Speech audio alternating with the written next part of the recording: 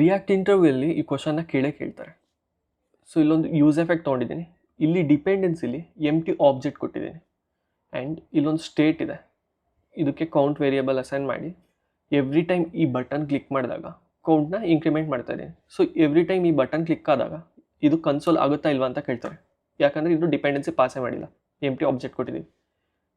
ನೀವು ಇಲ್ಲ ಅಂತ ಅಂದ್ಕೊಂಡಿದ್ರೆ ಸೊ ಎವ್ರಿ ಟೈಮ್ ಈಗ ಕ್ಲಿಕ್ ಮಾಡಿದಾಗ ಕನ್ಸೋಲ್ ಆಗ್ತಿರುತ್ತೆ.